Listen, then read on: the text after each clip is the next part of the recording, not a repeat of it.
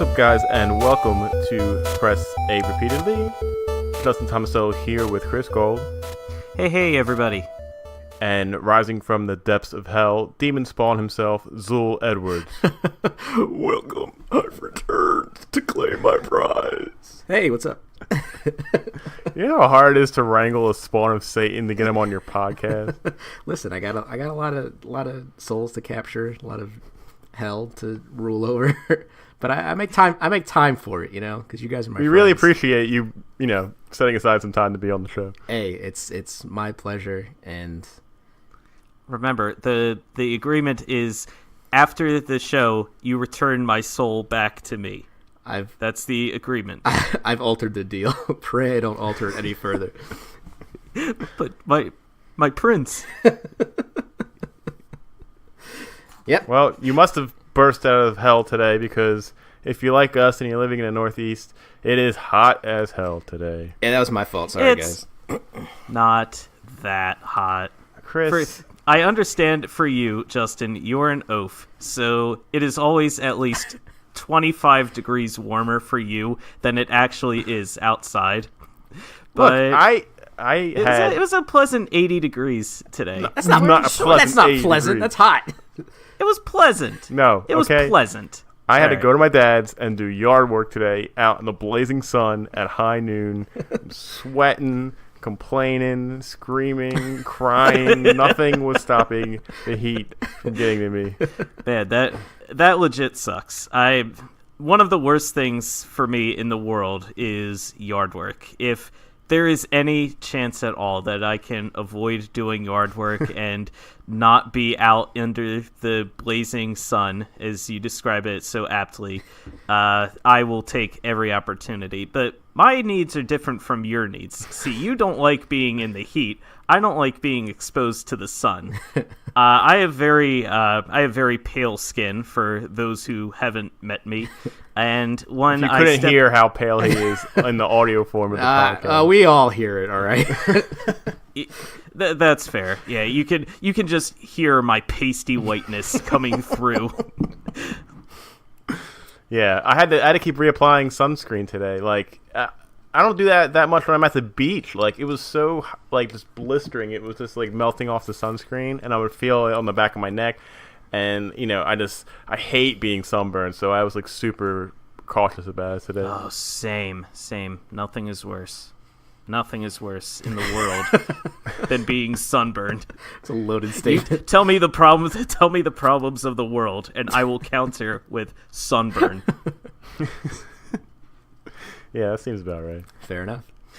Yeah, well, we got this wacky April weather of just back and forth, won't make up its mind, you don't know what to wear, and it's supposed to get cold again tomorrow. Yeah, it's supposed to be right up your alley tomorrow, and for the next couple days. I think it's supposed to get a little bit warmer towards the end of next week, but I'm not sure. We're not a weather podcast. And that's not what we're here for. That was Chris and Justin with the PAR weather report coming back to you live from the studio. Let's get back talking about the real stuff. Godzilla terrorizing the town. We took all the money that we've gotten from Press Day Repeatedly and invested in a helicopter. We send Zool up eye in the sky to give us reports of what he sees. And I see Godzilla, so that's paid off. Yeah, the helicopter is made completely out of old cardboard boxes and packing tape. It's actually a Nintendo Labo helicopter. Perfect. Oh man, great time. That's out this week, next week.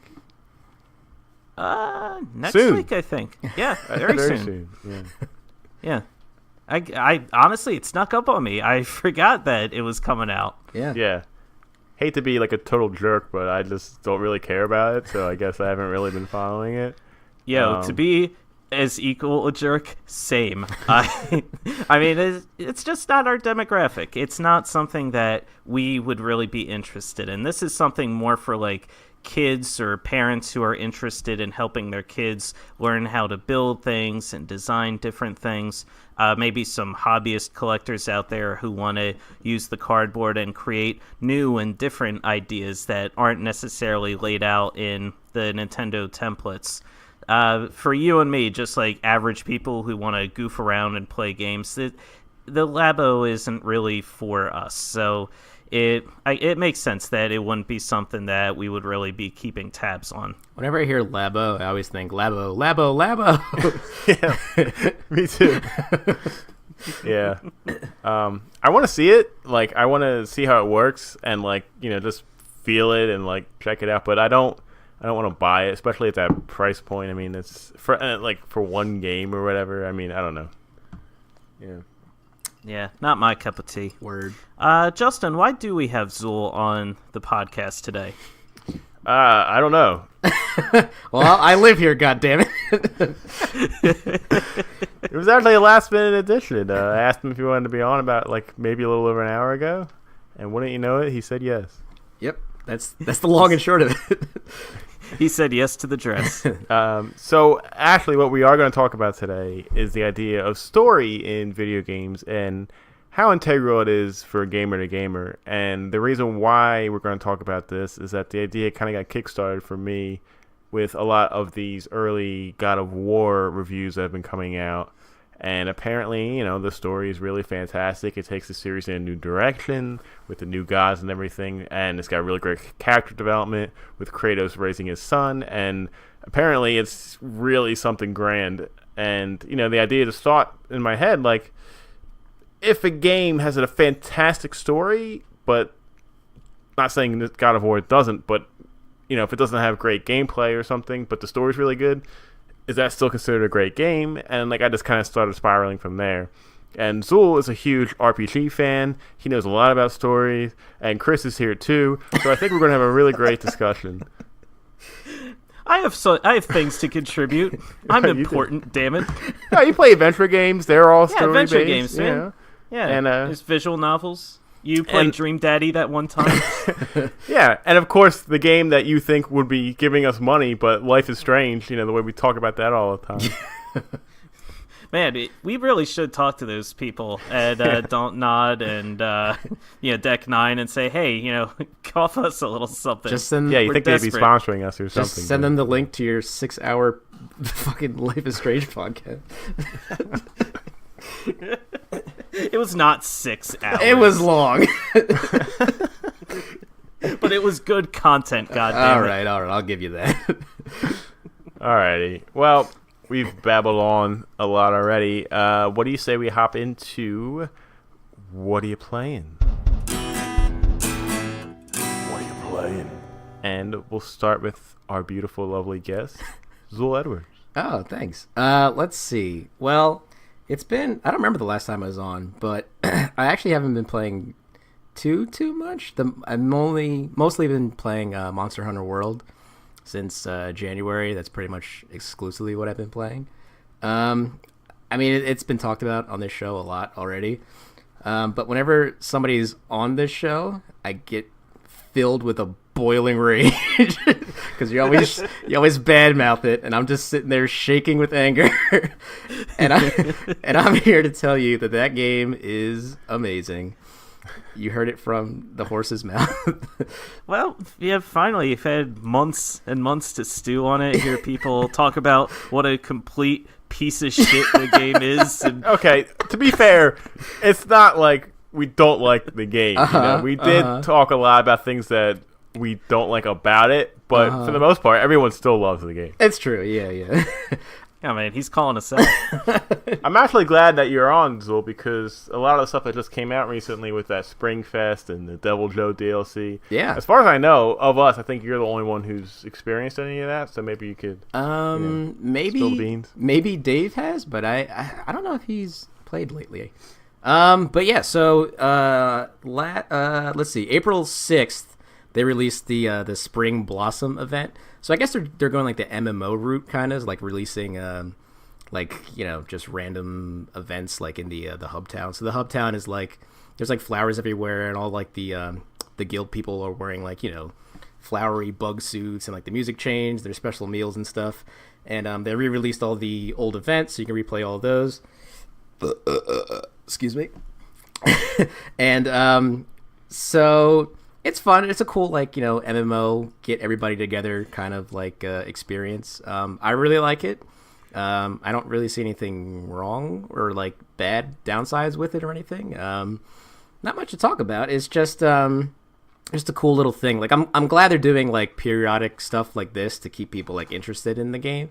So hopefully they do a summer one or something like that. But so in this one they released, I think it came out today actually. They released the Mega Man thing, so you can do a quest and get the Mega Man Palico outfit, and depending on the weapon you use to fight the monsters in that quest, it changes classic Mega Man songs or something like that. So if you I don't know what they are, but say for example if you use the hammer, it plays Metal Man's theme, and then if you have Sword and Shield, it'll play Skull Man's theme or something. I don't know, but that's pretty cool.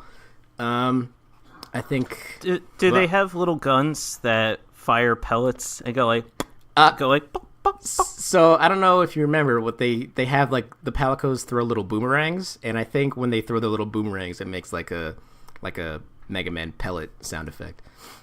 Oh, that's awesome. Yeah.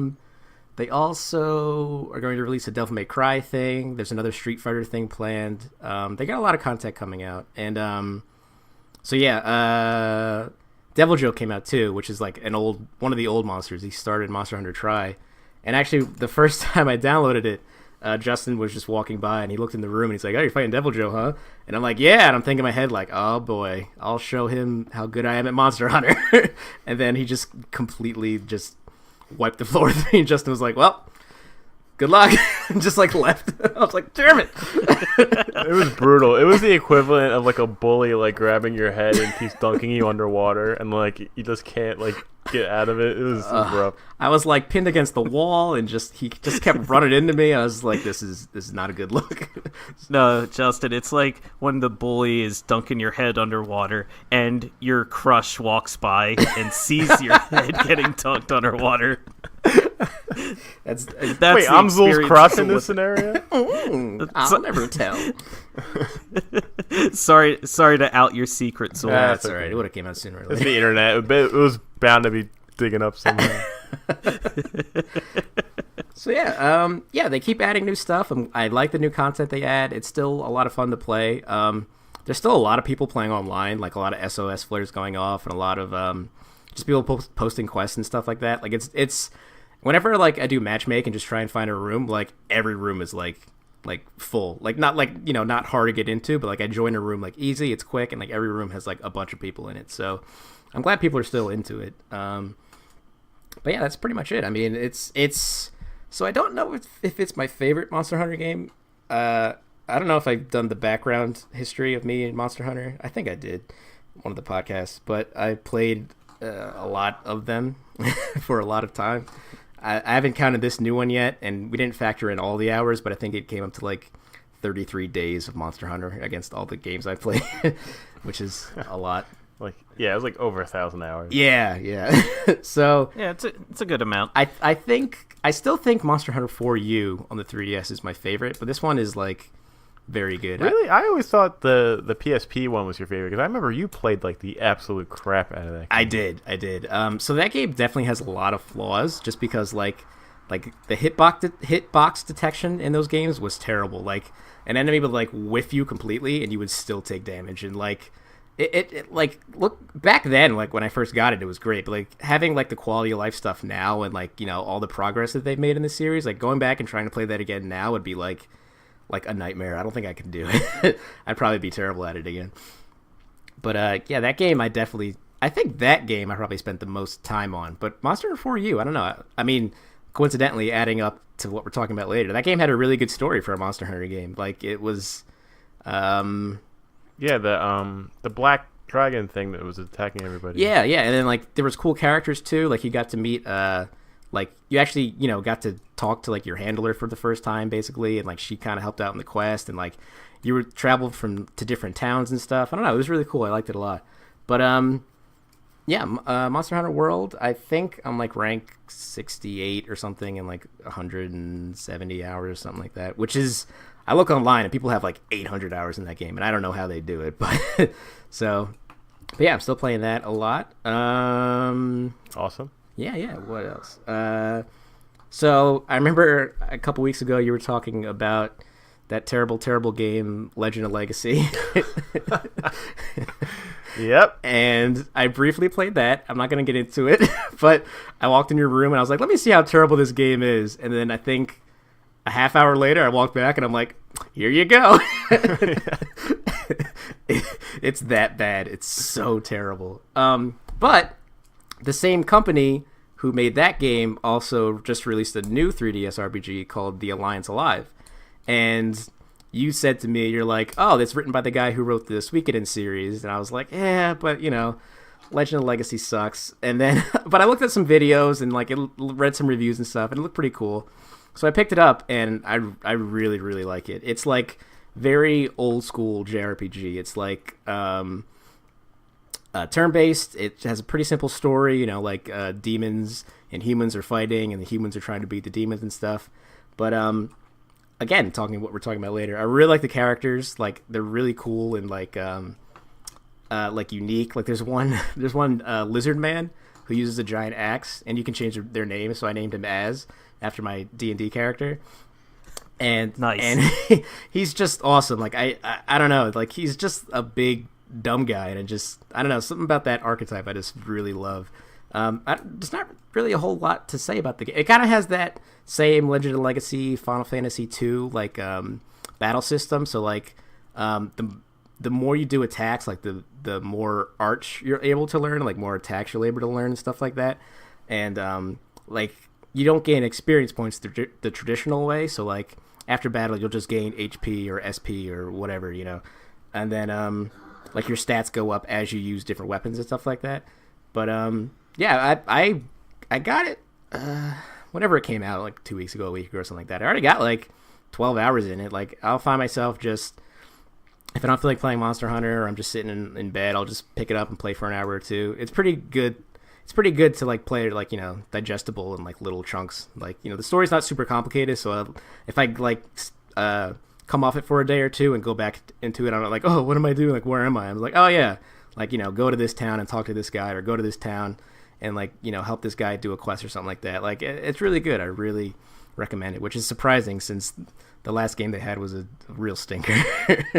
But yeah, so that's another game I've been playing. And let's see, I've also been playing an old school RPG from the PS1, Breath of Fire 3. So I have all the Breath of Fires. I don't have the original 1 and 2. I have them for Game Boy Advance. I beat 1, I beat 2, I beat 4. I never played 5, and I have 3, and I just never beat it. It's hard. That's probably why I never beat it when I was younger. But I was just sitting in my room the other day, and I was thinking, oh yeah, that game. And I just was looking at videos and listening to the music from the game, and I was just like, oh yeah, let me give it a shot. So I just went downstairs and popped it in, and then I don't know, I really like it. I love the art style. It's actually really funny, which I didn't remember. There's a part when you're trying to sneak into a mansion, and there's all these guards, and instead of sneaking by them, you have to so the one guard is like, hey, stop what you're doing, and you're like, oh crap, am I getting kicked out? He's like, hey, if you give me $50, I'll look away. And I'm like, oh, all right. And then you go to another guard, and he's smoking, and he's like, oh, I don't feel like doing my job, but if you beat up that guard dog, it'll make it look like it was his fault and not mine. And I don't know, just a lot of silly stuff, which I didn't remember, which is great. And there's other silly stuff, the main character wakes up and he's just naked, and then just for no reason, and it's I don't know, it's really weird, but I really like it. Again, another classic turn-based RPG, but this one is very classic, just grinding, gain levels and stuff like that. But yeah, I think that might be it. I briefly played Slay the Spire again. I don't think I mentioned that. Oh yeah, I haven't been on here since I played that game. But you didn't, but somebody else did. I feel like. Oh really? I remember somebody mentioning Slay the Spire on the show from before. I don't remember who either, but yes, I remember it as well. It wasn't me, because I don't think I've been on since it was released. But yeah, in case nobody remembers, it's a Early access game. It's a card-based RPG, which is Chris's favorite. I know. Yeah. Just, It's a roguelike game. So basically, the plot very loosely. You're a character. You could pick between one or two characters, and you have to slay the spire. So basically, you just start from the bottom and then just pick your route and go up. And after every battle, you get like a new set of cards, or like sometimes you can unlock items to use in the game, or potions and stuff like that. It's really cool. Like, I usually don't like. Maybe it was me who talked about this, because as I'm saying the words, they sound very familiar. But anyway, I usually don't. I was thinking that I usually don't like those card-based kind of games, but then I started playing this, and I was like, oh yeah, I do like card-based games. Yeah, it's really cool. I really like the art style. The devs are really cool because, like, I think every week or every 2 weeks or something like that, they release like new content for the game. So it's like they're gonna release a new character or new cards or new items and stuff like that. But yeah, so there's different builds. You can have like a guy who's really good at defense, or a girl the girl just uses like potions and let enemies kill themselves over time and stuff like that.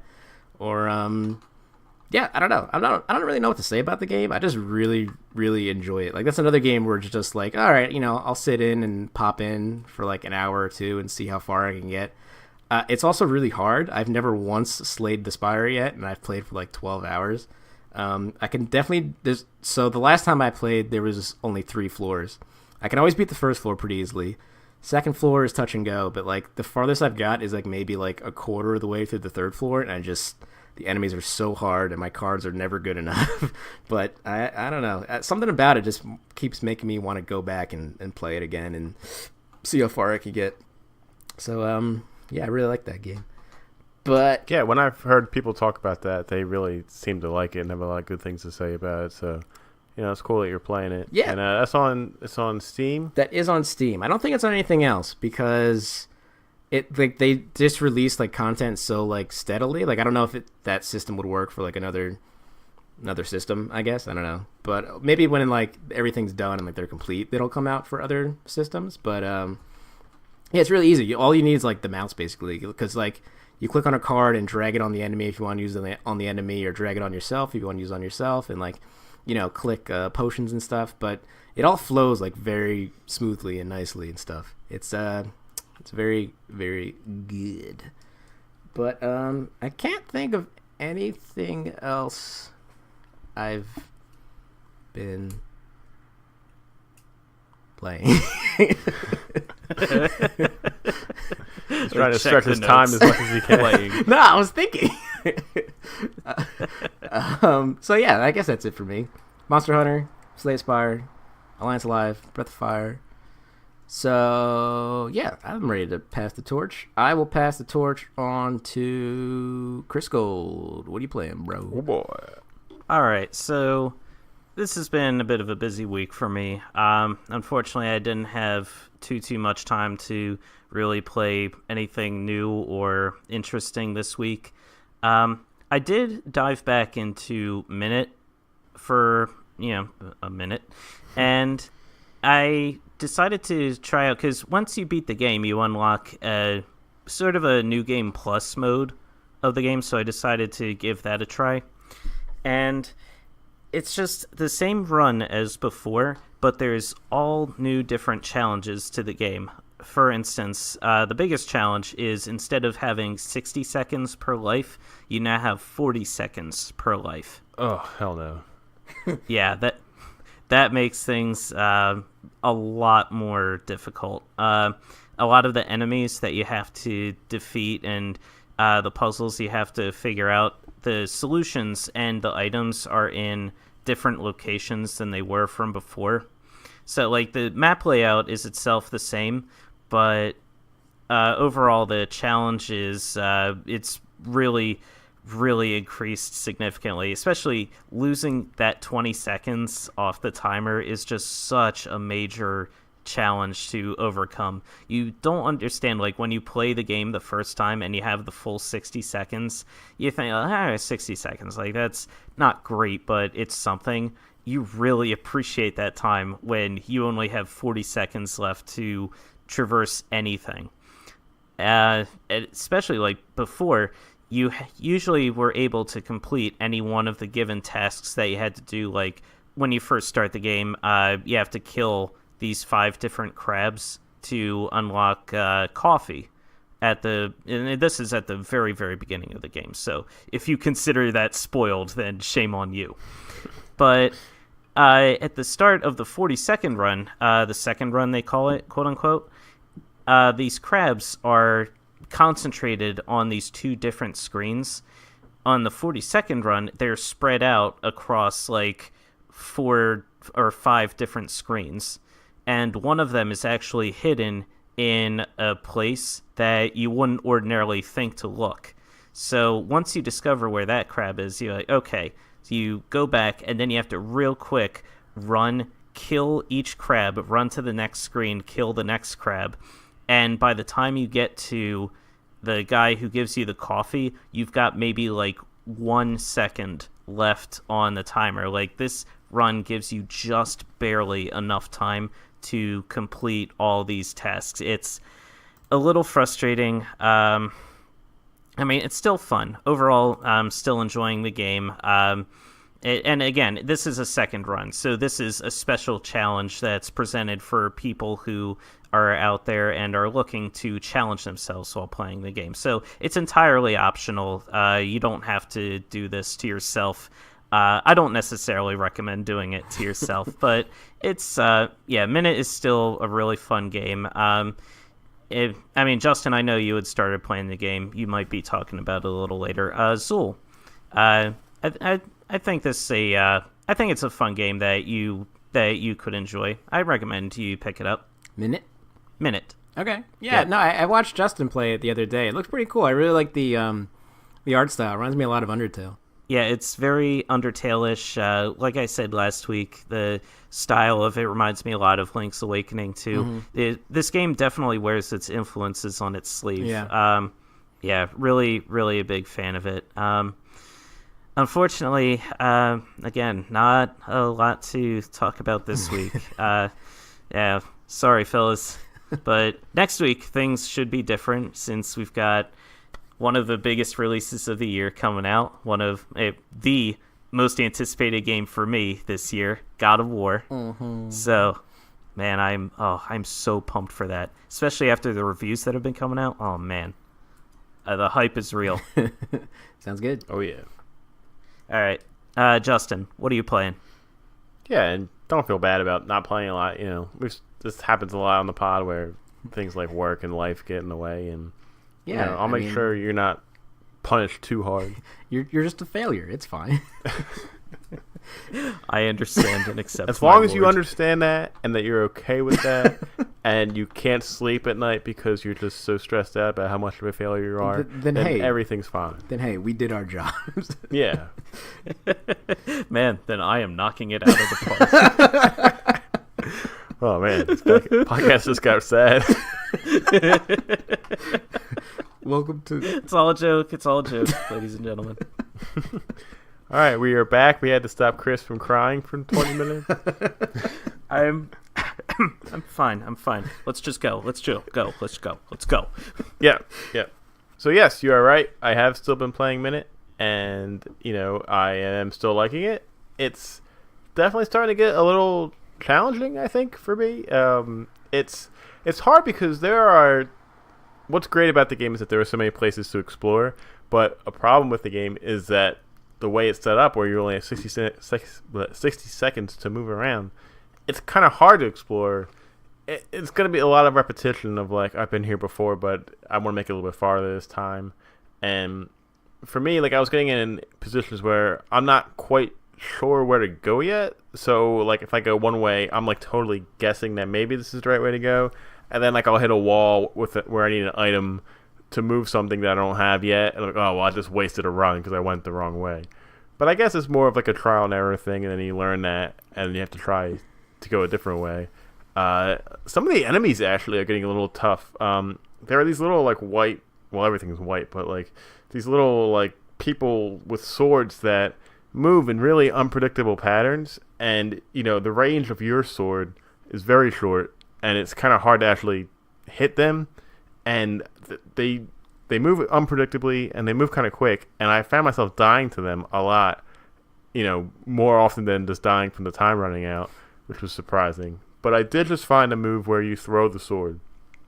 Okay, so you did get that move. That's very, very handy. Yeah, I'm starting to think that that's more useful than actually just swinging the sword, so I might have to start using that a bit more. Right. The downside of that, though, is when you throw the sword, you can't move. So you got to make sure that enemies aren't surrounding you when you throw that sword. Yeah, and it takes a little longer for the sword to charge up before you throw it, and you wait for it to come back, so it takes a little bit more time away from you. But it's still really cool. I really like the music a lot. I feel like people aren't talking about the music too much. It really fits it really well.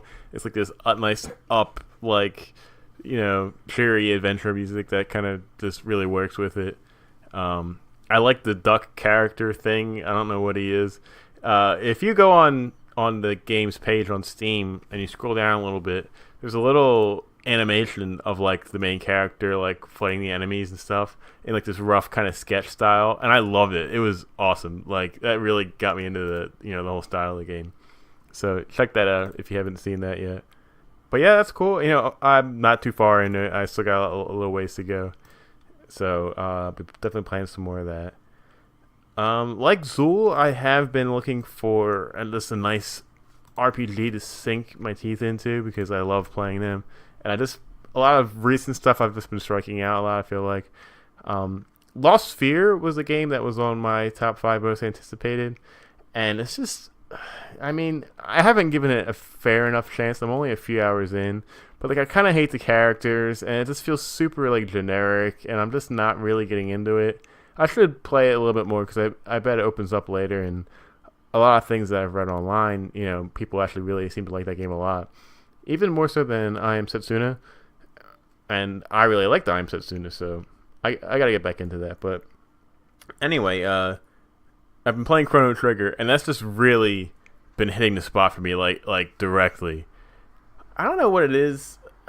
I feel kind of stupid sometimes, but I think that like the newer RPGs that are out there today just have so many like mechanics and like layers on top of layers, and you're learning new things like half an hour into or 30 hours into the game or something. And I think it's just a little too cluttered.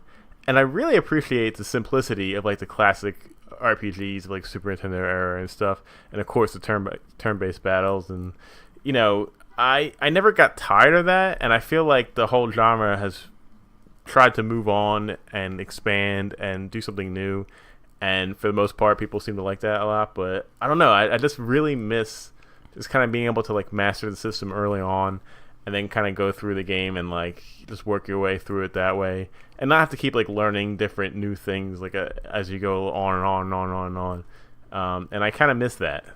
Yeah, no, it's kind of like that in Alliance Alive. Like it's very basic. It's like you have attacks, you use attacks. The more times you use the attack either gets stronger or you learn a new attack, and that's pretty much it. Like I guess I kind of missed that like simplicity. Like thinking about like Ni no Kuni or something like that. Like it's different, but like that action RPG style fighting isn't always like what you want in a game. Sometimes you just want to plop on the couch and have menus and have like take your time with it and something to like think about a little bit and strategize a little bit.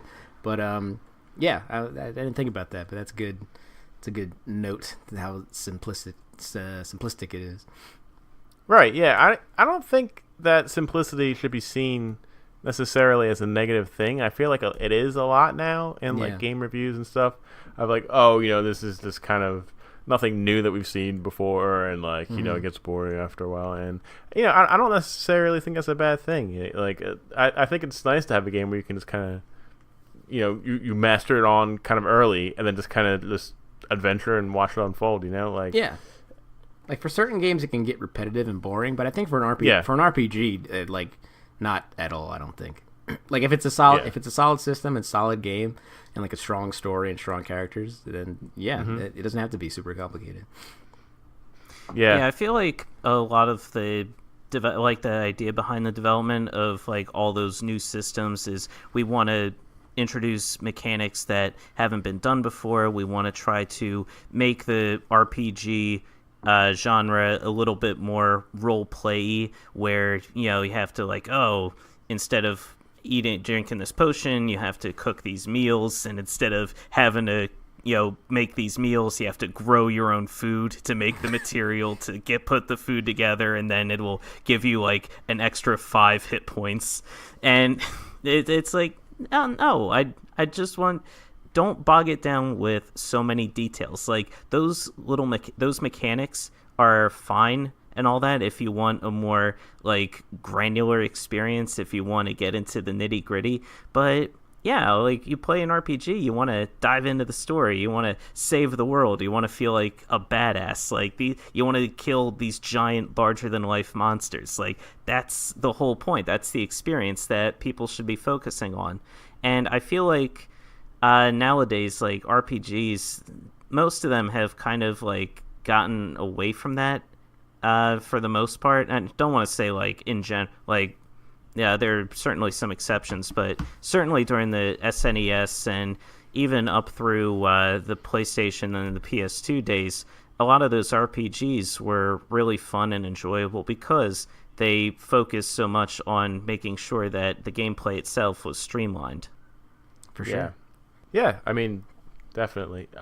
But yeah, again, I mean, I've been talking about Chrono Trigger the past few weeks, but it just feels so good to sit down and play that game. I'm totally focused in on it. It's just such a great game. I love the characters. I found Frog's house, and I tried to get him to come with me, but of course he's still being all dramatic, and he won't travel with me. And then I went into the mountains, and I got this morning I got the Masume sword. Masamune. Masume. Masamune. Masamune. Yeah. Masamune. I got the Masamune. And that boss battle was actually the boss the normal battles in that game. I'm just steamrolling through them. I'm not having a problem. But the boss battles, they can get pretty tough. Yeah, that's definitely the first boss that's very challenging. Yeah, it's a 2-part boss that has 2 transformations, and the first one was I didn't really have a problem with that, and then when they combined this giant orange monster thing, and he was doing some serious damage. And I still don't have a move that cures everybody, so I have to use potions and tonics and Robo's cure beam one at a time, and just trying to get all that done. And I'm playing with the active battle system, so he can attack me while I'm going through the menus and the challenge. So yeah, it's challenging, but I mean it's great. Well, I don't remember when Robo learns heal beam, but that's a really good heal spell. Heals I'm everybody. sure it's coming soon. Yeah, I think so.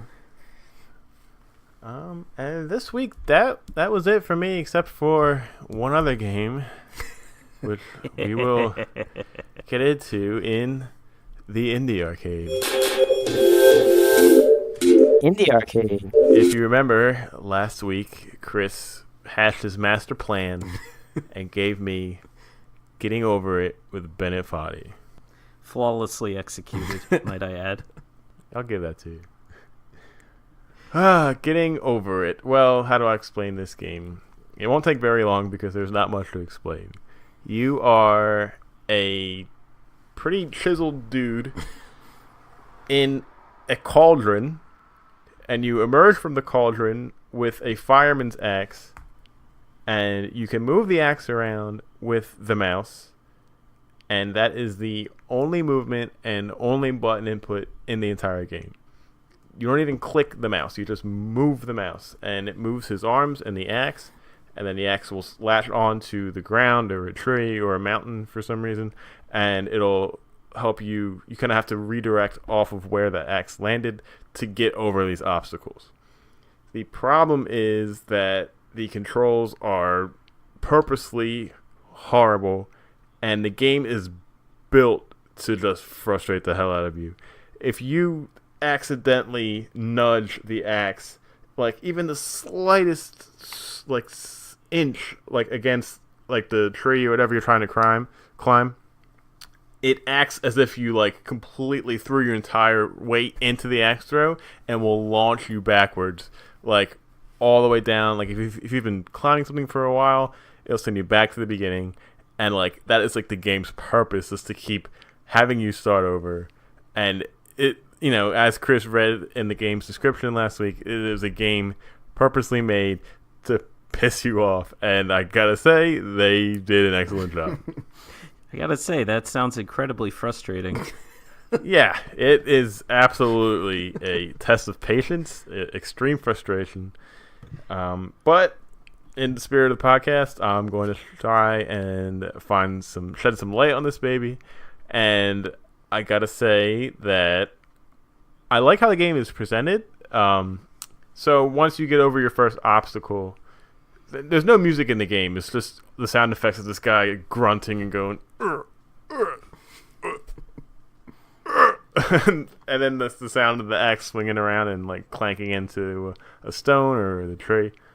And when you get over the first obstacle, like this soft, like relaxing piano music starts playing, and then you hear a voiceover, and the voiceover is from the creator of the game, and he starts talking to you, the player.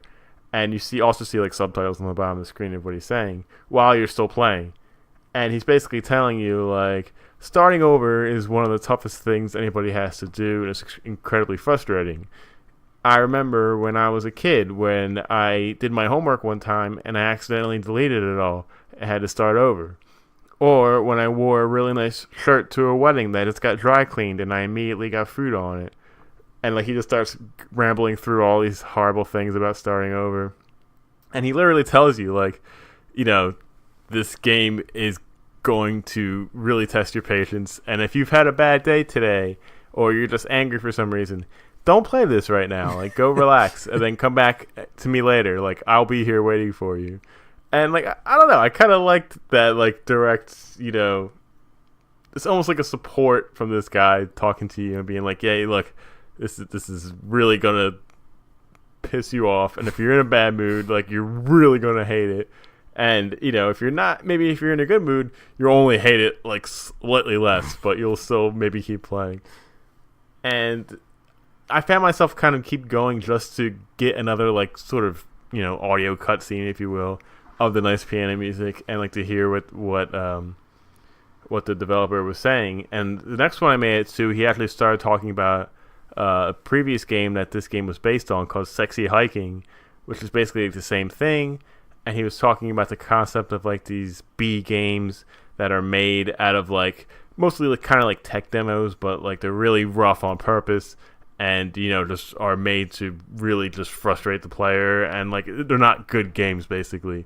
And he was kind of talking about the history of that, and I don't know, I thought that was kind of cool to get that like inside kind of thought process on the game as you're actually playing it.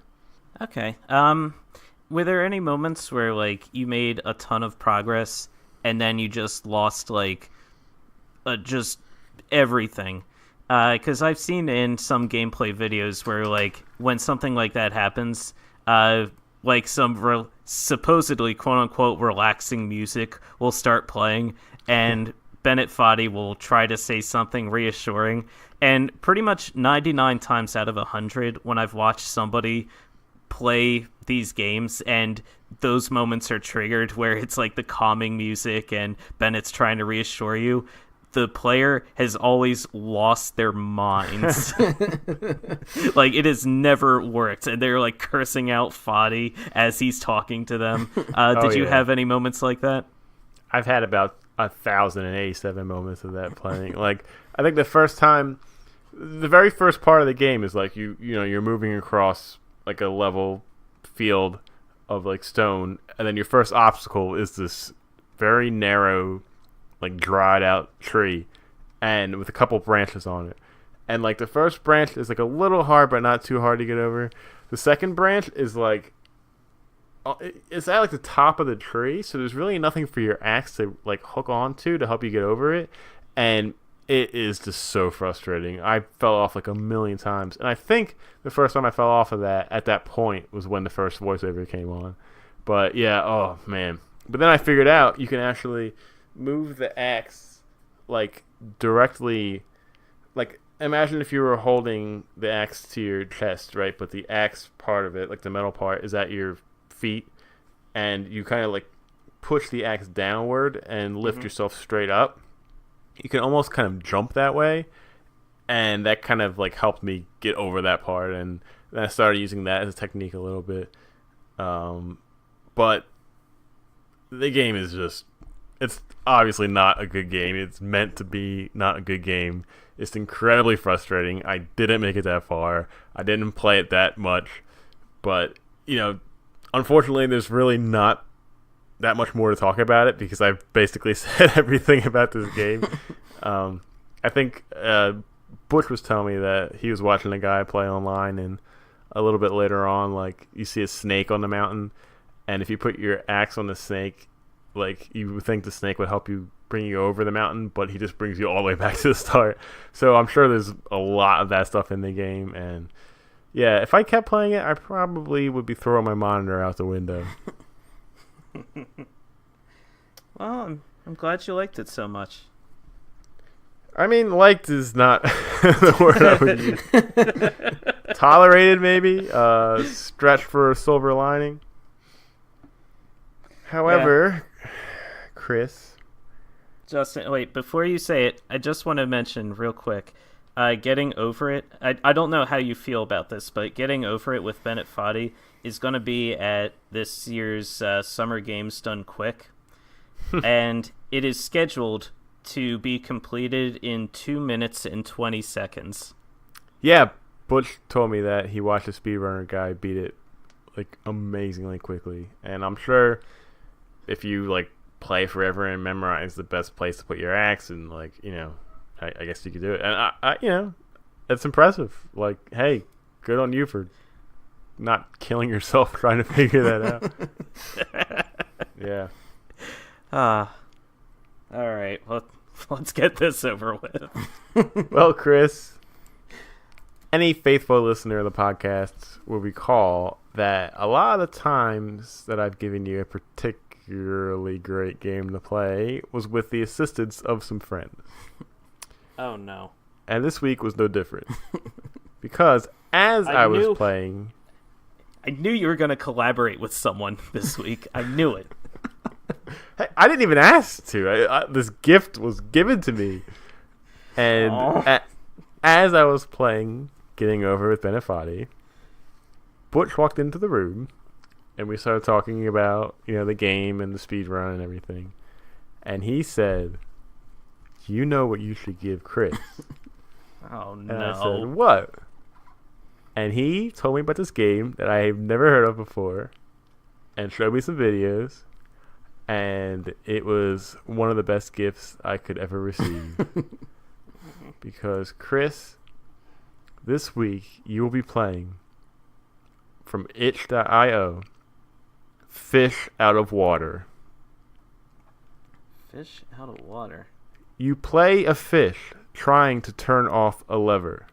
Jump your way to the top to win. Compete against yourself in a timed race against the clock. The developer's best time, 122 seconds. Thanks for playing. Is that much to say? So basically, to explain this a bit, this is pretty much the same idea of Getting Over It.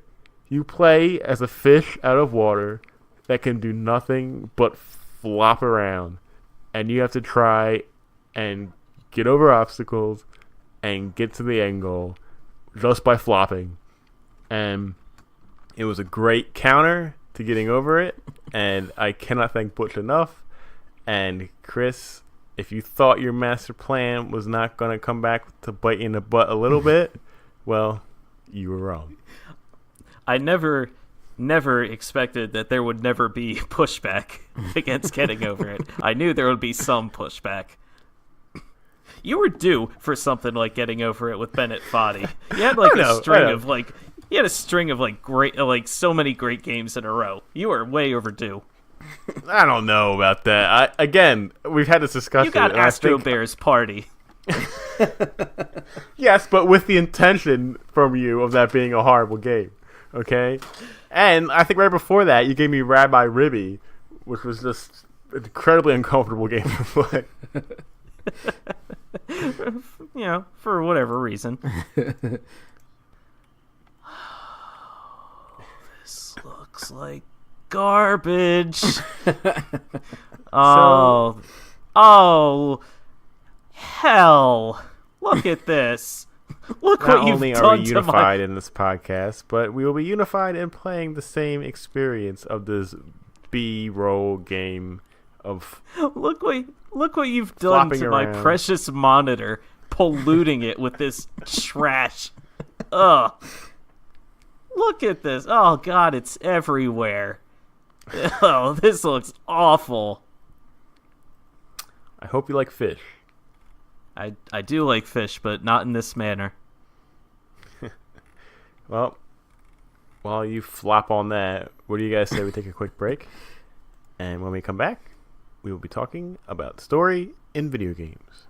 Sounds good. Can't wait. Wonderful. Thank you.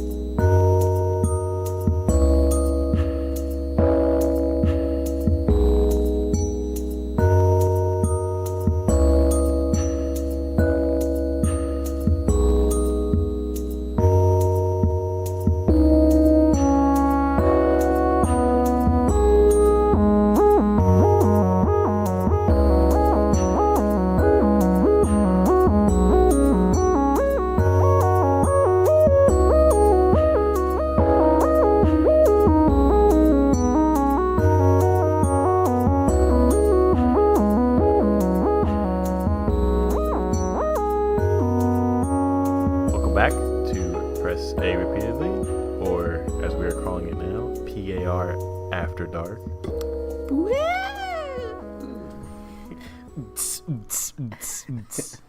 Justin Tomasello, Chris Gold, and Zul Edwards slowly stripping for this audio-only format. Every lady's dream. This was really the only acceptable format that anyone would accept any of us stripping. Yeah, very accurate. Yeah. Story in video games. Yeah, so like we said earlier, God of War's coming out this week, and it has a very heavy emphasis on story. And, we've thought of a few ideas to touch on here.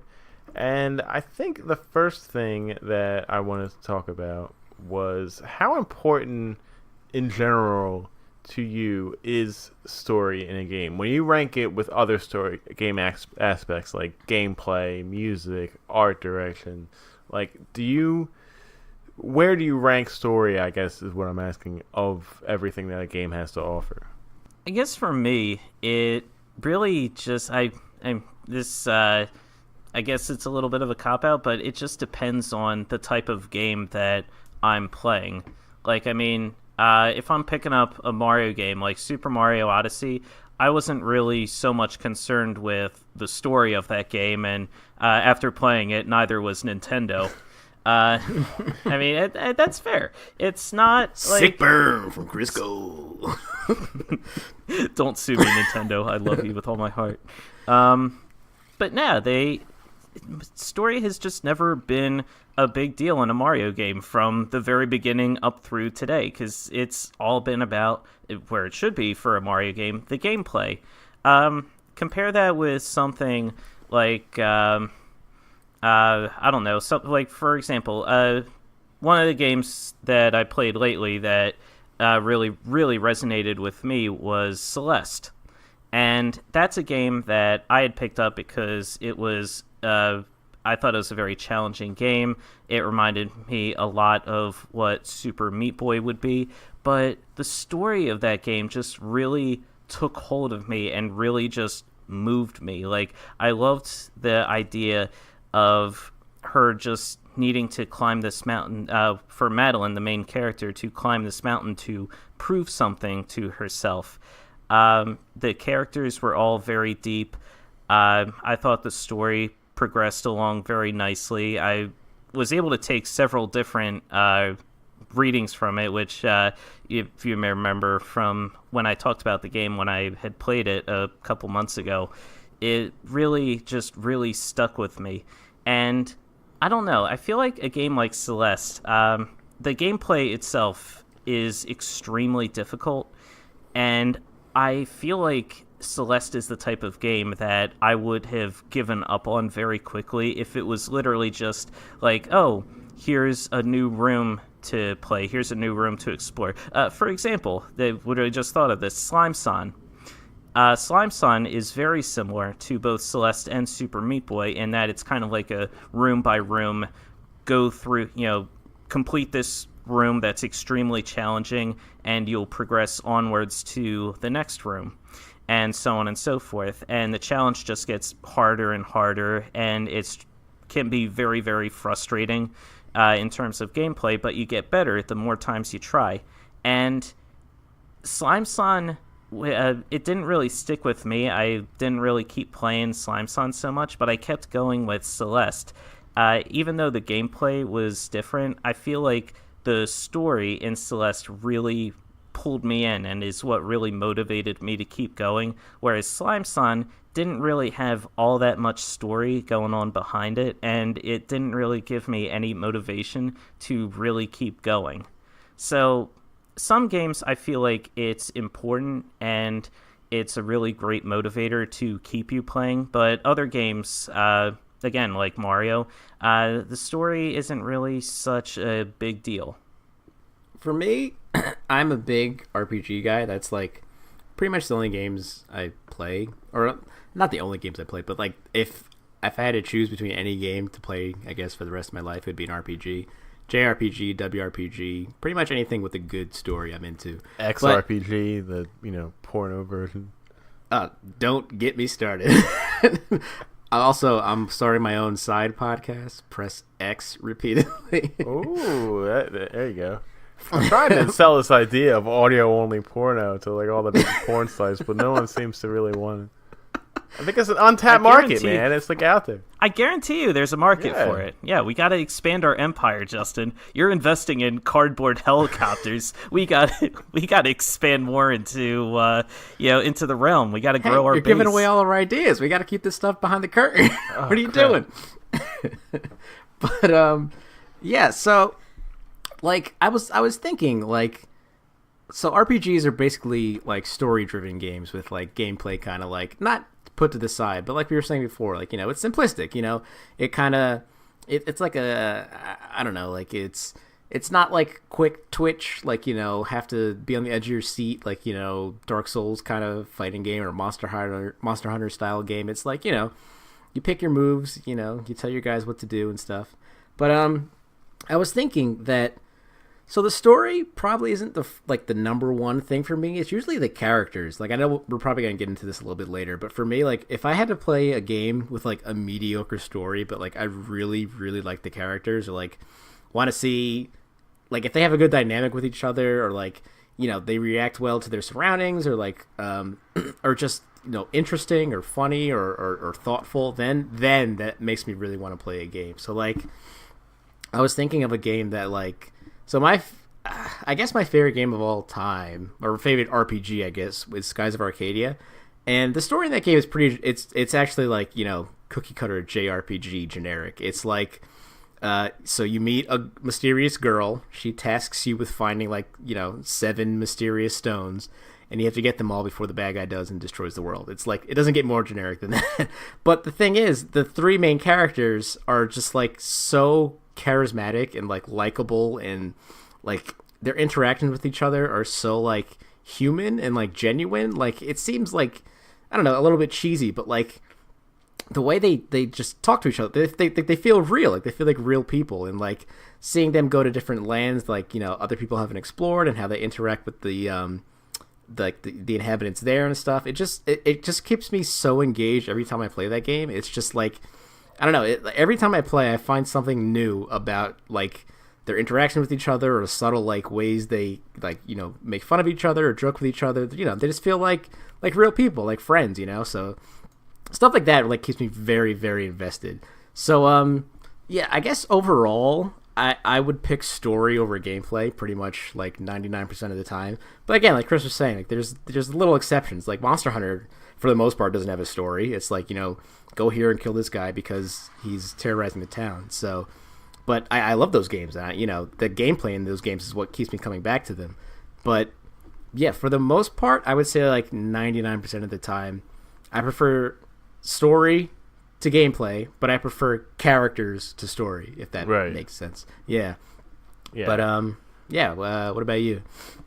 Yeah, no, I mean, I agree. And Chris, you said it. Your answer was a cop out, but I don't think it is. I mean, I think it's very true that a particular genre of game, a story is not necessary, whereas other ones they are. And a good story keeps you invested. And if you want to know what's happening to like this story or these characters, you're going to keep playing. If you don't care, I think it's easier to fall off. And the next question I wanted to ask was, if a game has a bad story, but things like gameplay and art style are still really great, how much would it bother you? And I didn't really think about it when I was writing this question down, but that's essentially Far Cry 5, like, a game I'm playing right now. Like, the story is just not, it's not bad, but it's not good. It's very flat and boring, and the characters all are not really well developed, and you don't care about anybody really, and your main character is just a generic POS. Like, there's just really nothing. There's not like it's content but no flavor, right? Like there's so much, there's a lot to do. It's like having a spread of food, but everything just doesn't really taste that good. Like, oh yeah, there's ham and turkey and macaroni and cheese and everything I could ever want, but just none of it really has that much flavor. And it can get tiring. Like, I haven't really played a lot more Far Cry 5. I want to play it with somebody, like Butch has it too. We want to play co-op together, and I think that's how I will play the rest of the game and beat it. But I'm just not invested. Like, I don't care about really what's going on. The way a lot of the story is presented and how things are handled just really are kind of either lame or laughable, don't really make sense, and just kind of take me out of the game. Like, I think I forgot to talk about it on the pod last week, but I rescued this one guy who, like right in the very beginning of the game, right when you get started, it's like, you meet this old guy who's like kind of like, all right, we need to form a resistance. We got to stop this cult. And, he sets you out on your way, and he's like, you're going to find people that are in need of help them, and then maybe they'll help us, or they'll join, the resistance. And like, I left the bunker that we were hiding in, and not too far, there were these two cultists who had a guy tied up. The guy was like on his knees, and like his hands were, zip tied behind his back, and the cultists had their guns pointed to this guy's head. And I was like, holy crap! Like, this guy's gonna get executed. Like, I gotta save this dude. So, I came around and I slammed the two guys out, and I go and I cut the guy loose, and I'm like, I'm waiting to hear like, what happened? How did this guy get in this situation? Like, this is pretty. There's a lot of gravity here. And the guy's like, oh, thanks, man. And then I talked to him again. And he's like, I think I'm going to go trout fishing later today. And then he looked at me and then just walked away. And I was like, that's what this game is, huh? And again, as I kept playing and saving people, and it was just that. It was just like, oh, what is this, a normal occurrence for you guys to be tied up with a gun in the back of your head? And it didn't feel right. It's like they get like a bag thrown over their head. It's like, oh, is it 3:30 already? Hump day. Am I right, fellas? Yeah. Oh God, that's what I need. Yeah, but and so clearly that took me out of the experience, Yeah. And it made, like I said, I think I said this last week, but the game just feels like a vehicle to like kill these bad guys, like, and that's pretty much it. Like, there's no, I have no weight to what I'm doing, and yeah. So in that situation, I wish the story was a lot better. It would keep me more invested. Even like Fallout 4. Again, I don't think that story in that game is that really that great. It's just kind of like, there was a giant nuke that went off, and it was more about not what you were doing, but just how the world was reacting to everything and how everything has changed. And all the characters that I think they built, with the ghouls and everybody that you meet, your companions and stuff, they all they were really well defined, and they actually had, like, a lot of them had their own side quests of, like, stories that they were trying to do. Like, I remember Curie is, like, this robot that is floating around, and, she's an AI, but she really is starting to understand how humans work and really wants to become a human. And if this is a totally optional side quest, but you can kind of take her with you and help her, actually transfer her mindset into a human body, and you're doing all these quests to make that happen, and you find like a lab where it can be done, and I thought that was awesome. Like, it was a really cool story, and then she does successfully transfer her mindset, and then you have like a human with you now instead of a robot, but it's still the same person. Like, that was cool, and that was just one character that you could totally not even do. I thought Bethesda really did a good job of creating that world of after such a horrible thing to happen, and how everything is so changed, and how like the stakes are much different now, right? And that takes a lot of work, and of course if that game didn't have that, it would be super just bland and boring.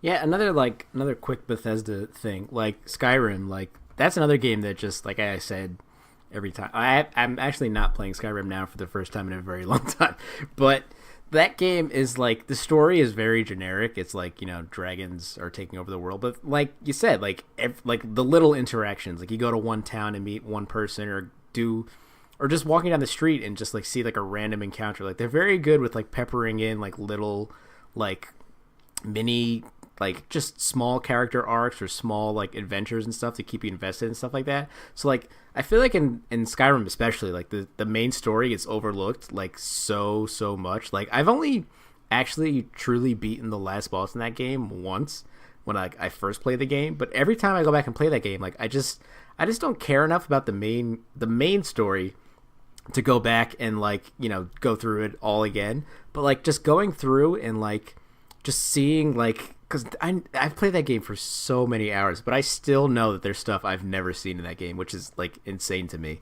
It's like, I don't know, it's like so many small encounters, and so many characters have like so many things, like there's so many choices you can make, and so like little stuff like that, like in games, is like, I think that's what keeps me going, especially in like Bethesda games and like open world, like sandbox games in general. Yeah, I feel like for open world games like something like Skyrim or Fallout, or even something like the Grand Theft Auto franchise, story is fine for like the main quest. For it's just something like, oh hey, if you want to play the main storyline, here you go.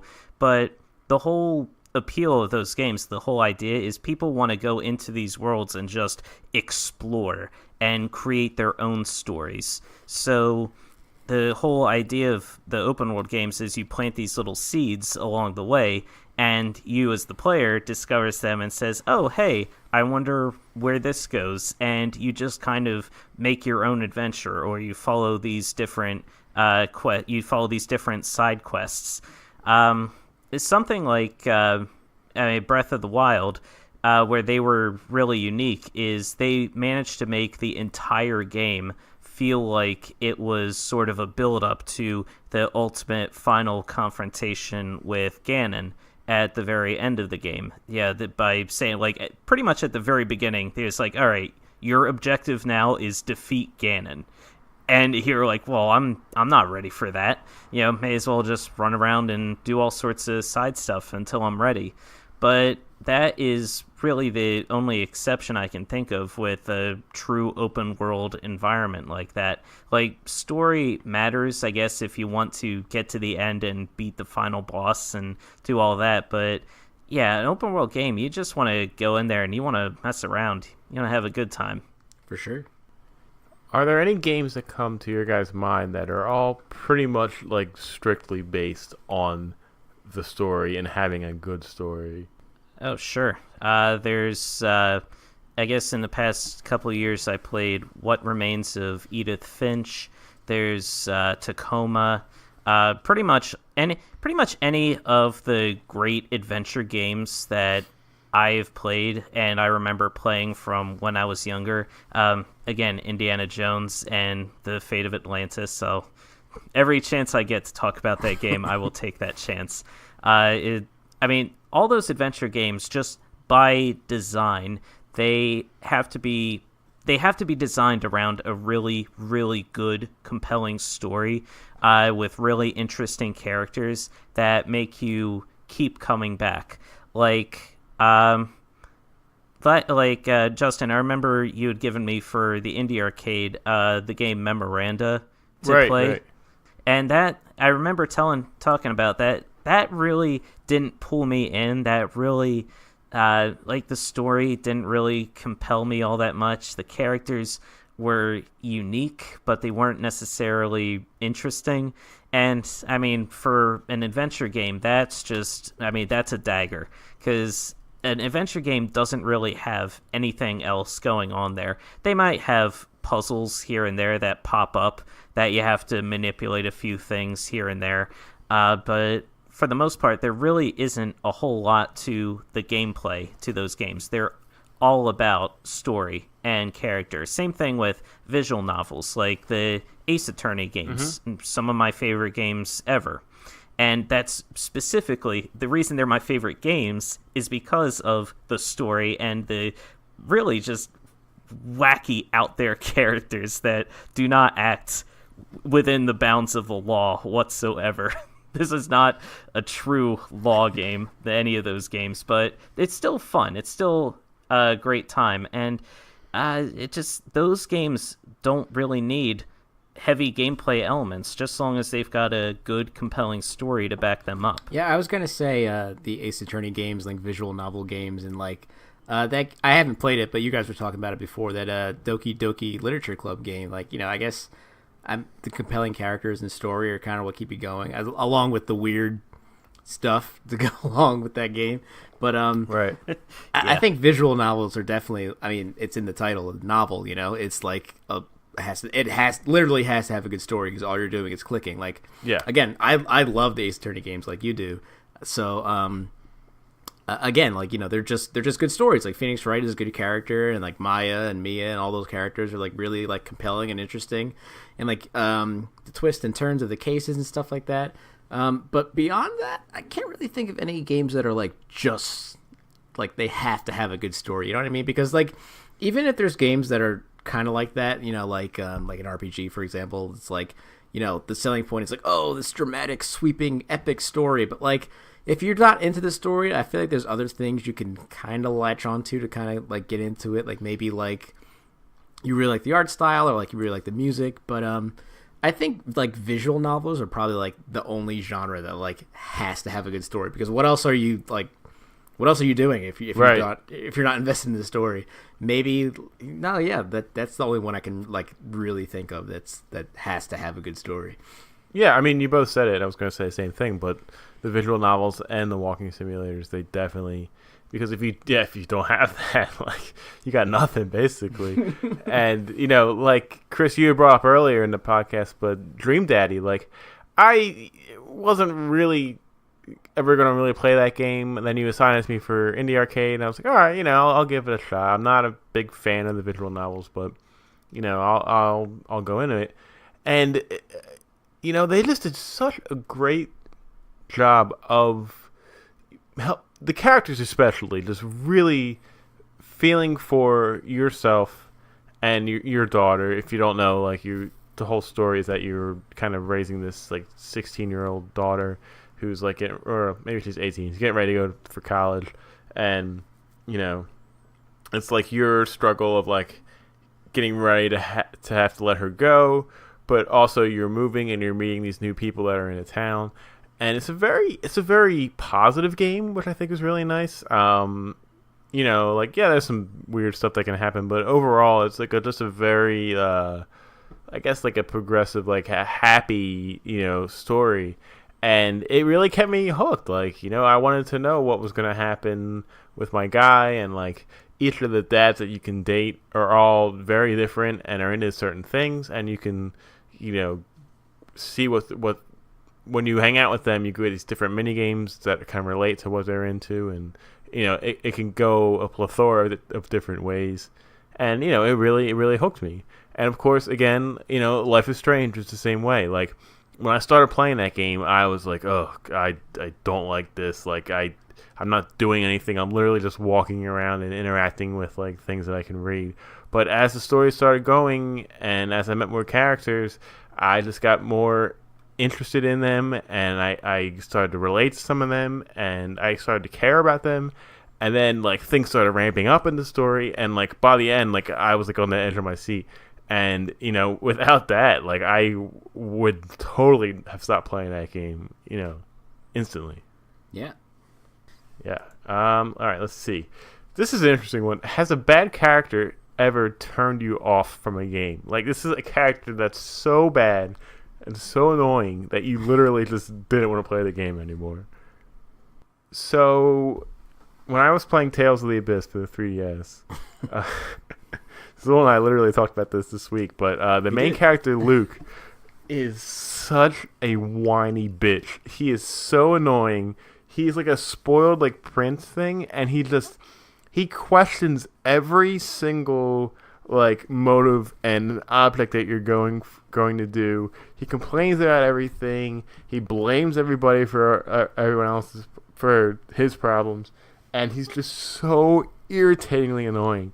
And it almost stopped me from playing the game. But my brothers play a lot of Tales games. Is like, look, trust me, just keep playing. All the Tales games are the same. In the beginning, you don't like the characters, but at the end, you're gonna absolutely love them. And I was like, all right, fine, I'll keep playing. And Luke actually, I think it was intentional that they made him so bad, because there's a point midway through the game where he like kind of transforms and just like has a whole new like outlook on everything, and he becomes much more tolerable. And yeah, at the end of the game, like I was almost like tearing up about like just it being over and like not being on a ride with these guys anymore. And yeah, so that was a close one, but I almost stopped playing that game specifically because of Luke. So this is a small one, but I'm a big Final Fantasy fan, if you didn't know, and they usually have pretty good characters. Two come to mind pretty much immediately. One game that so I'll tell my tale of triumph, then I'll tell my tale of woe. Yeah. So my tale of triumph was Final Fantasy X. So that was like the first PS2 one, and the main character Tidus. It's pronounced Tidus. I don't know why. It looks like it's said Titus, but it's really? Tidus. I never knew that. Yeah, it's pronounced. It's Tidus. No, he's right. He's 100% right. So the main character Tidus is very, very, very whiny in the first part of the game. Good lord, yes. So everything he does is like, oh, why are we doing this? Or like, oh, this is weird. Or like, oh, I don't know what's happening. And it's like so aggravating. But like, again, I'm a big Final Fantasy fan, so I'm like, all right, let's do it. Let's keep going. And at a point in the game, like you said with Luke and Tales of the Abyss, he doesn't become like great, but he becomes tolerable. Like you're like, all right, I see where he's coming from. He's matured a little bit throughout the journey. He starts off whiny, he becomes less whiny, and like I guess that's progress. But at the end of the game, I really like that game a lot. Like, what helped that game also was the side characters. I really like Waka. I really like Auron. I really like Lulu. Like, the supporting cast kind of helps that game because the main character sucks ass. So I completed that game, and I was like, all right, that journey was kind of rough in the beginning, but, I got through it. I liked it.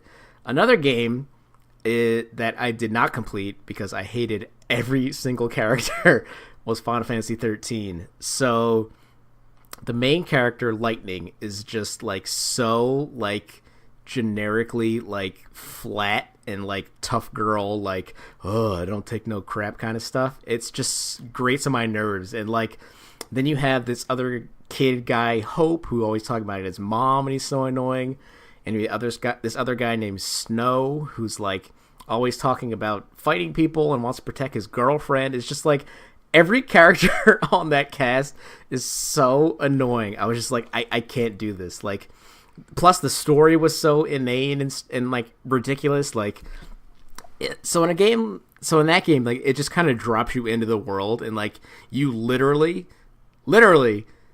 have to read like a glossary to understand the terms they're using in the game. So it's like the LaCie and the LaFay and all this stuff. It's like it's so that's like what I was talking about earlier about like there's so much to like absorb for like RPGs, and not only just like battle systems and stuff like that, but yes, the story like and the lore and like oh god, it's just like we didn't write this shit, so we don't know what's going on. Like, you know, you guys have spent so much time like putting it together and crafting the story. You know what each god is named and where everything came from, but like.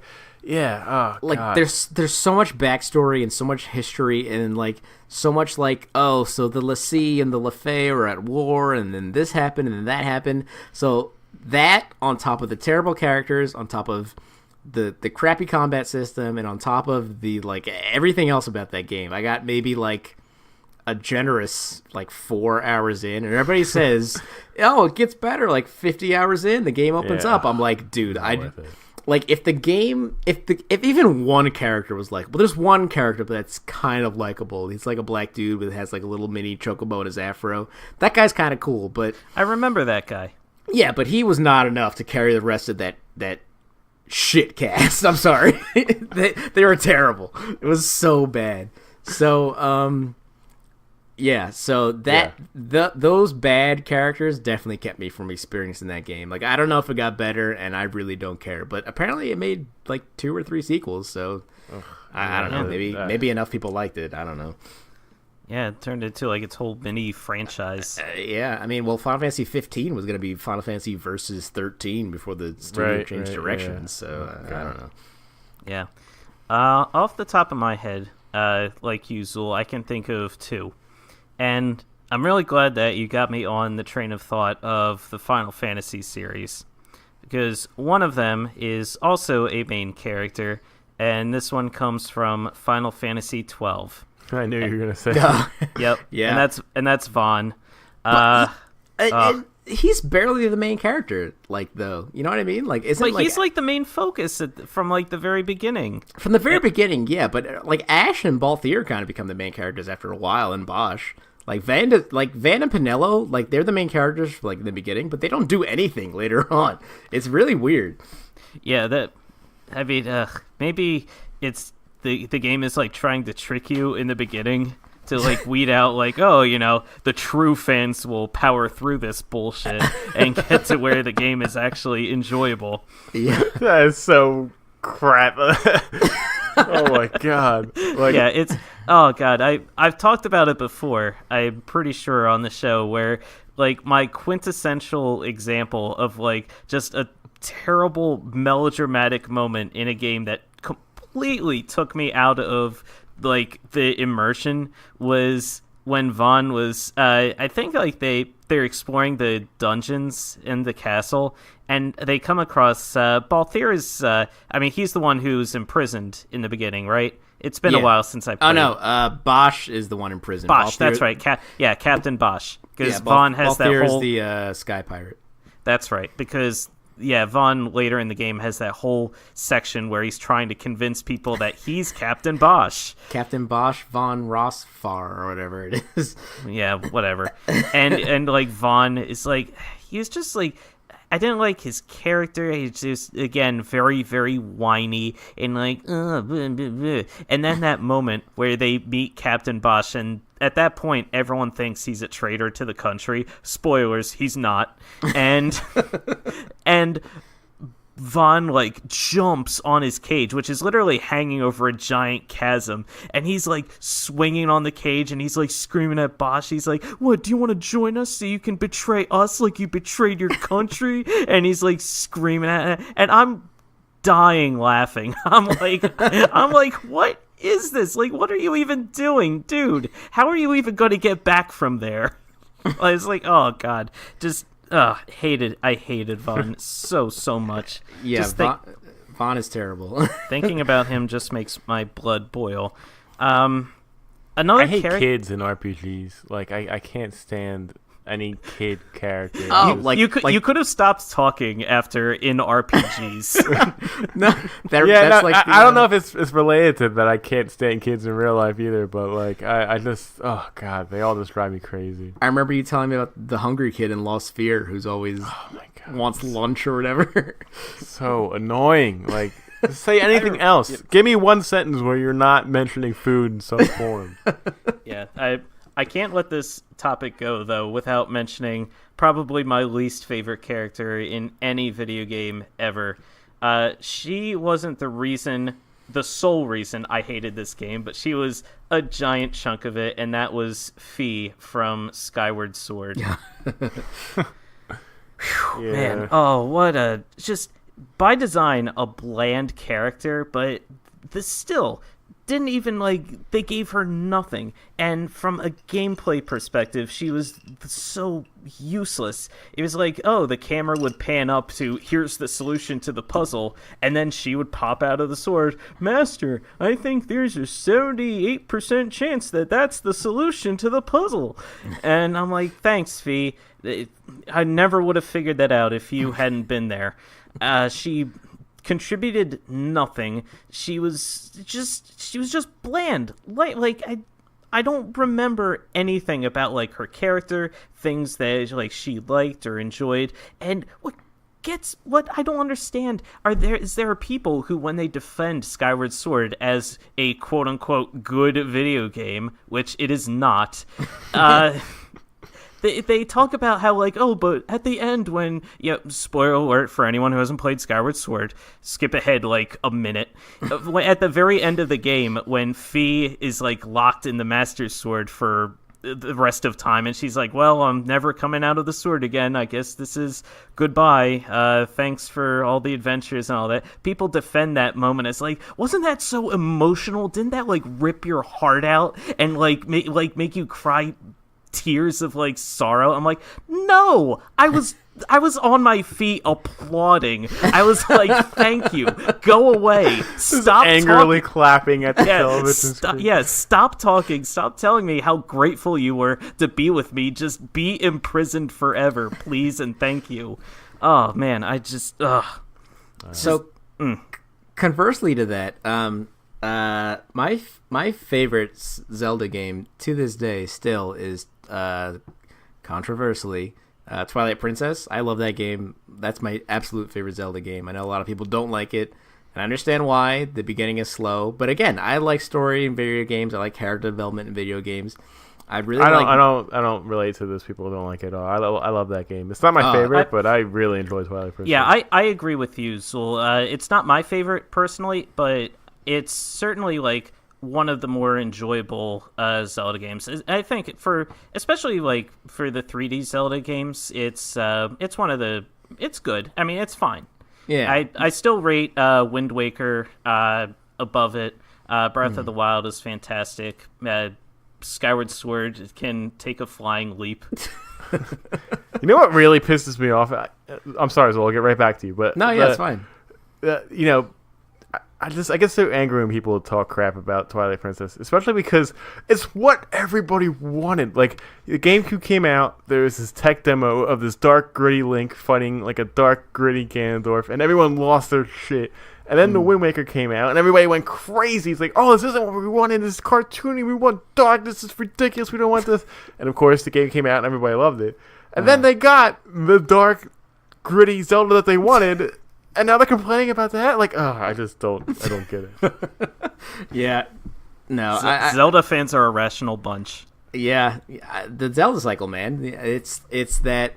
So, the Zelda cycle is, and it's not proven, but I'm online. I see what's happening. So a new game is announced. People crap on the new game.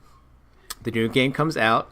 People hate on that game and like the previous game in the series. So, for example, Wind Waker is announced. It comes out. Nobody likes it. People rave all about the previous game that came out. Twilight Princess is announced. That game comes out. everybody hates Twilight Princess, and suddenly Wind Waker is the best game ever. We should go back to that, and it keeps going and going and going.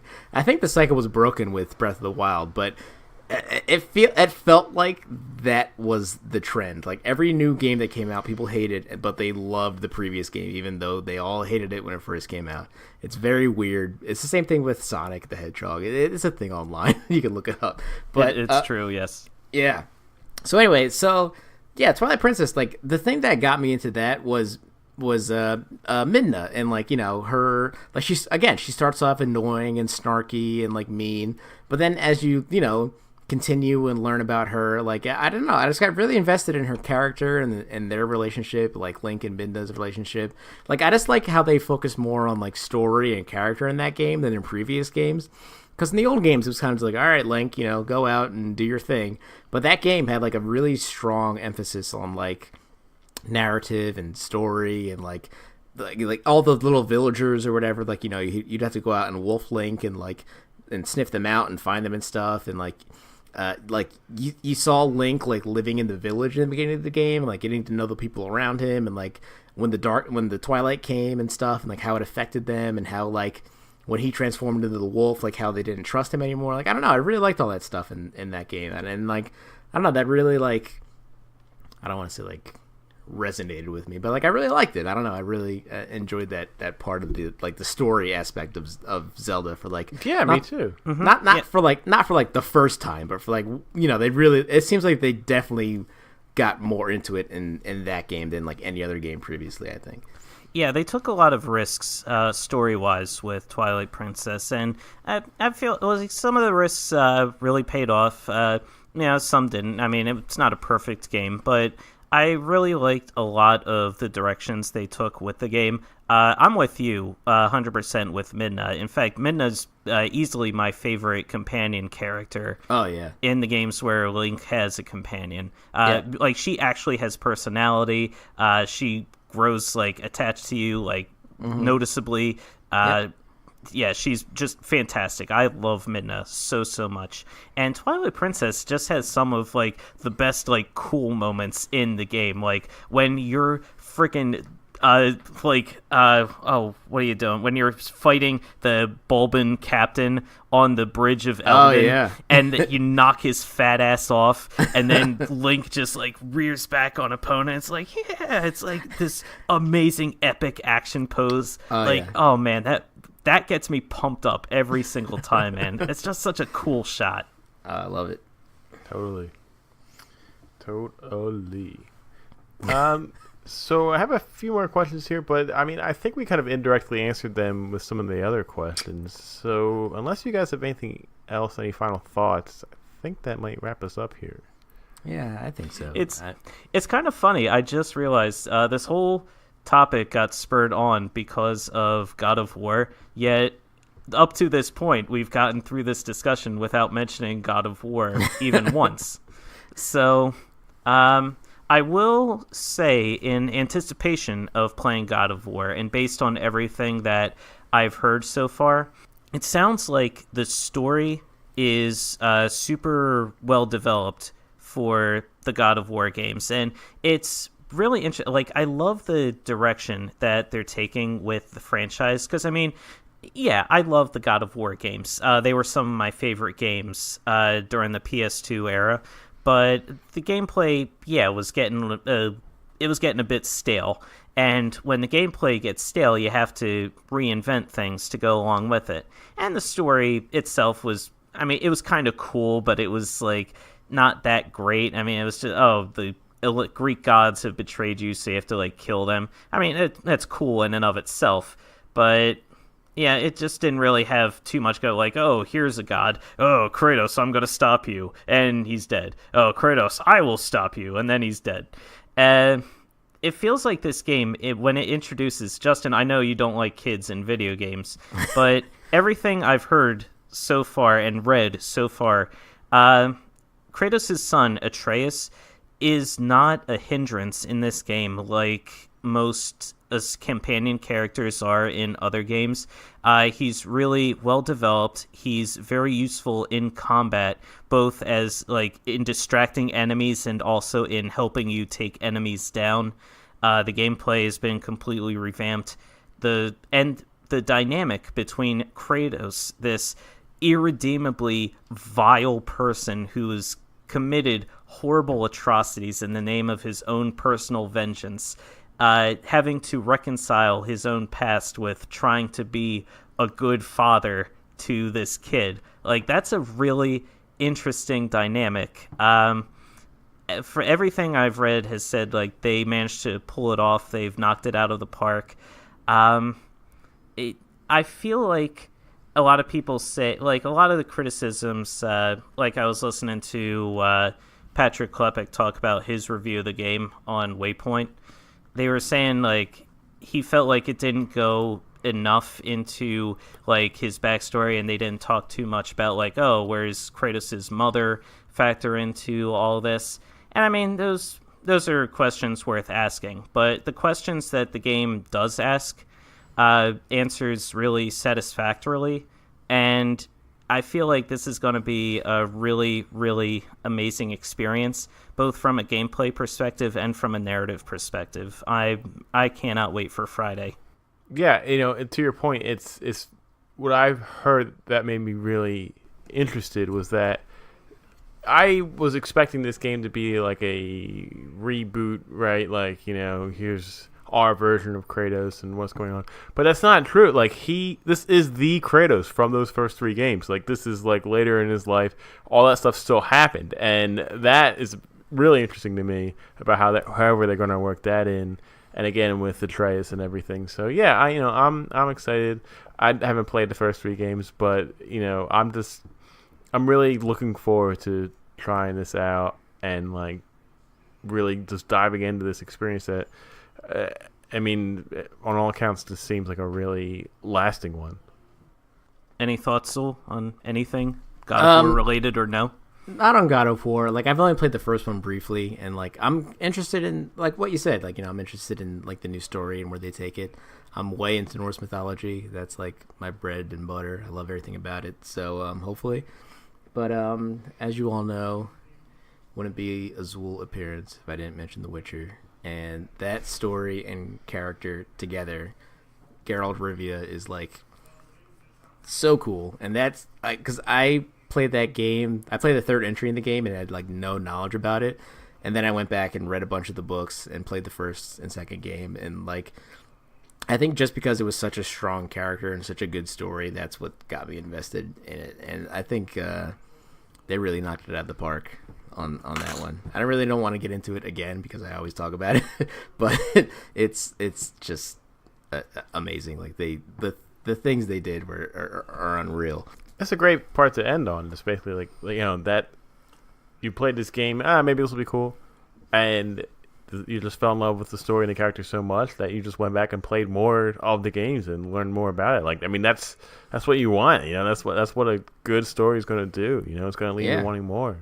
For real. So, yeah, very cool. Yep.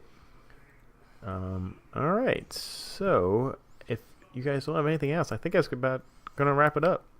Yeah, I think that's it. Yeah, I think so. It's good conclusion. We had the rising action, we had the climax, now we had the falling action, talking about the God of War and The Witcher, and now we've reached a fitting conclusion. Excellent. Zola, I think this was a great episode for you to be on, and really appreciate having you on, of course. Thanks for not thinking of me and asking me an hour before it. Hey, if I didn't think of you, I never would have asked you. That's Just true. because I did it an hour beforehand doesn't mean I wasn't thinking of you. What a pal. I love you. Yeah, Zul, no, this is it's always a blast having you on, man. You're don't tell anyone else, but you're my favorite guest. Thanks, pal. Oof, I think Elaine's going to have some choice words about that. Listen, I'll cross that bridge. Wow. Yeah, it's weird. It's weird not doing a Quiz Time Supreme with you guys, but I like this. This was fun. Yeah, maybe next time. Maybe next time. Who knows? No, this is it. final appearance. Well, Zul, it's been a good run. I think you mean true or false. That's what you normally. That's what I meant. Sorry. True or false? You don't even remember what segments. All right, shut up. You're not my his last favorite time. guest anymore.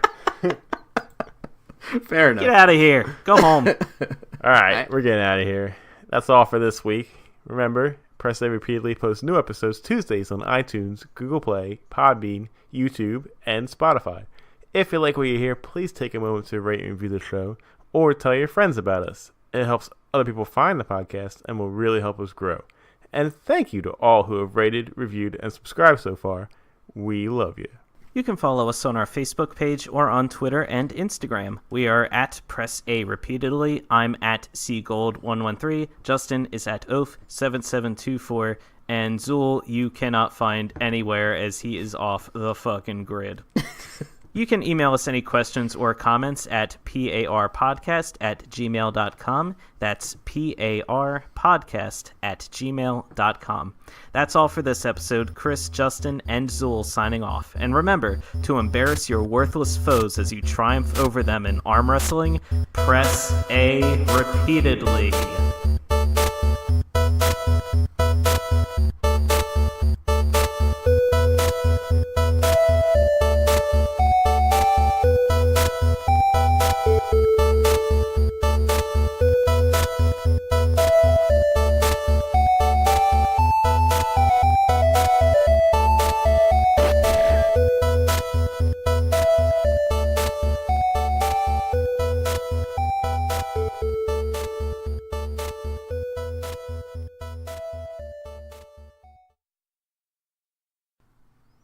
Butts.